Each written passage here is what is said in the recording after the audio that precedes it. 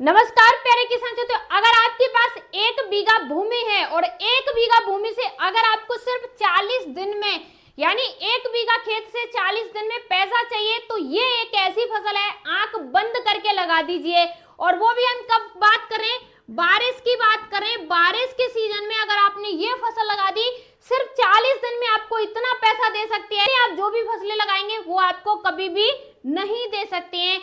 अगर आप भारत में ऐसी कोई फसल लगाने की सोच रहे हैं जो 1 रुपया अगर आप एक फसल में लगाते हैं, उस 1 रुपये से अगर आपको 100 रुपये चाहिए तो ये फसल आप जरूर लगा दीजिए। और इस फसल में अगर आप खर्चे की बात करेंगे, जिसे हम बोलते हैं खर्चा, किसानों को सबसे ज्यादा डर किस चीज से लगता है? खेत में खाद है, दवाई है, बीज है, रोपड़ है, पानी है, इन चीजों से। इसमें आपको कोई खर्च है ही नहीं है। दवा से लेके फर्टिलाइजर तक सभी चीजें आपको बहुत ही कम रेट में प्राप्त हो जाएंगी, क्योंकि इसमें ज्यादा फर्टिलाइजर लगते ही नहीं है। ये कौन सी फसल है, इसे आप कैसे लगाओगे, और हाँ, सबसे महत्वपूर्ण, इस फसल को लगाने का पूरा प्रोसेस क्या है। सबसे पहले किसान साथियों, हम जानते हैं फसल का नाम क्या है।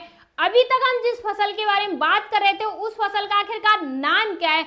हम बात करें किसान साथियों मूली की खेती के बारे में। जी हाँ किसान साथियों, जो 40 दिन से लेके 45 दिन के बीच में कुछ किस्में पक जाती हैं, यानी जल्दी हार्वेस्टिंग देना शुरू कर देती हैं। मूली की खेती अगर आप बरसात में करते हैं तो सच में आप अपनी खेती से 40 दिन में पैसा ले सकते हैं। लेकिन किस्म का चुनाव करना बेहद जरूरी है। गर्मियों की किस्में अलग होती हैं, बरसात की अलग, सर्दी की अलग होती हैं। तो आप कौन कौन सी किस्मों का चुनाव कर सकते हैं बरसात के टाइम पर, तो ध्यान रखिएगा। नंबर 1 वेराइटी है वो है पूसा चेतक, यानी मूली की बेस्ट वेराइटी पूसा चेतक है। नंबर 2 है जापानी व्हाइट, यानी इस वेराइटी का आप चुनाव कर सकते हैं अगर आपको अधिक उत्पादन चाहिए।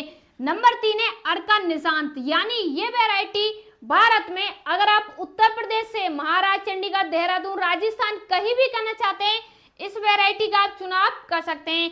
वही नंबर 4 है पंजाब सफेद, ये भी काफी अच्छी वेराइटी है।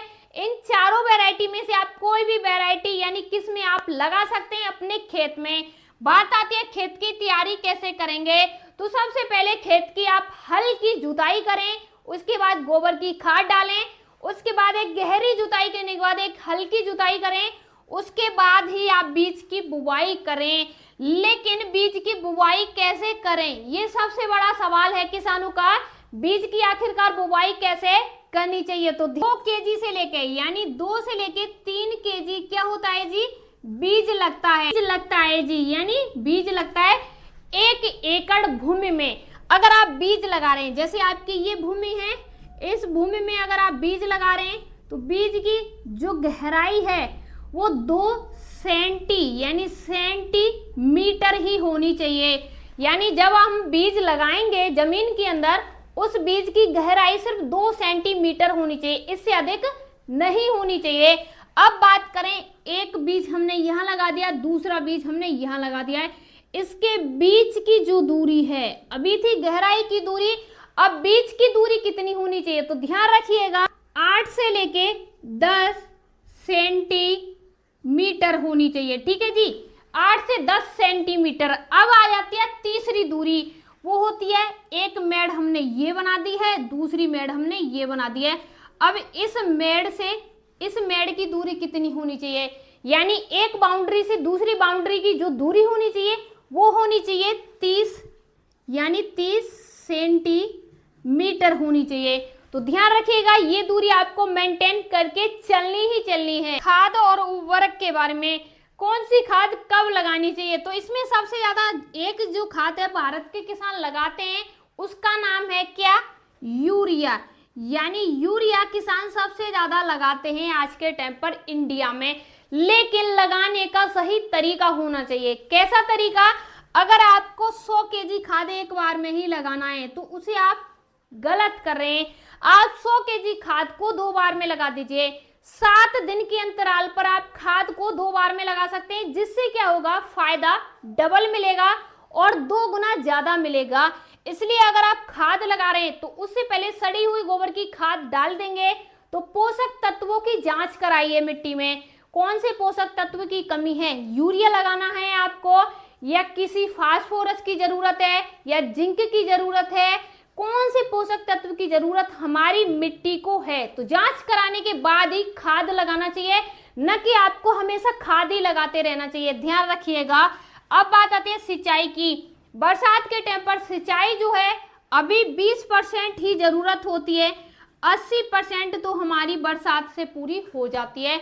20% जब होती है अगर लगातार 8 दिन तक कोई बारिश नहीं हो रही है और खेत में सूख बनी हुई है तो आपको पानी लगाना है, अन्यथा आपको बरसात हल्की हल्की हो रही है तो पानी नहीं लगाना है। अगर आप पानी लगा देते हैं और खेत में 24 घंटे से ज्यादा पानी भर रहा है तो आपकी जो फसल है सड़ सकती है, फफूंदी आ सकती है, रोग आ सकता है, जिससे फसल नष्ट हो जाएगी।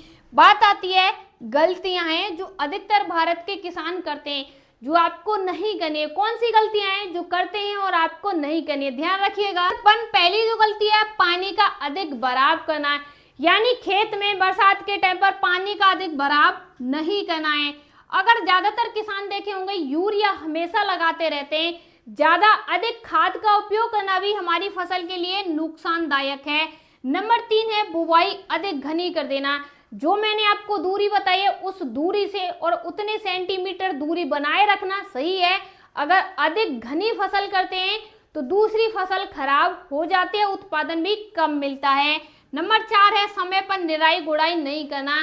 जब हमारी फसल में खरपतवार हो जाता है उसका निवारण तुरंत नहीं करते, निकालते नहीं है, अगले 10 से 15 दिन के लिए भूल जाते हैं और हमारी फसल उसी टाइम पर ग्रोथ कर रही होती है, तो जो फसल है, जो मिट्टी है, उसकी एनर्जी खरपतवार में चली जाती है, फसल में नहीं आती है, इससे हमारी फसल ग्रोथ नहीं कर पाती है।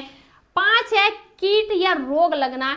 जब भी हमारे खेत में कोई भी कीट या रोग लगता है तो किसान ये सोचते हैं 10 दिन के बाद तो फसल निकल जाएगी, क्या ही करना है इसमें। उस 10 दिन के अंदर आप अगर 1000 का कीट का दवा लगाएंगे तो आपको 4000 का फायदा होगा, क्योंकि अगर आप उस टाइम पर गलती करते हैं तो आपके पूरे खेत की फसल खराब हो सकती है।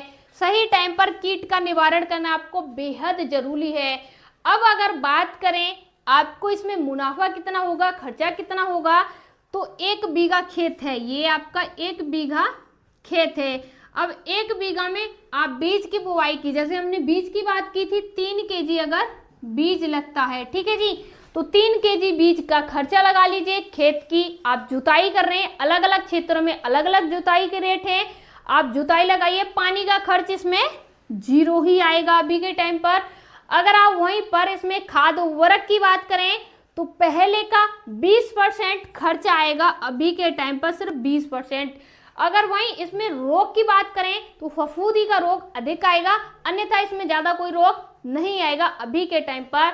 तो हमारी जो फसल है वो हमें सिर्फ प्रॉफिट ही प्रॉफिट देके जाने वाली है।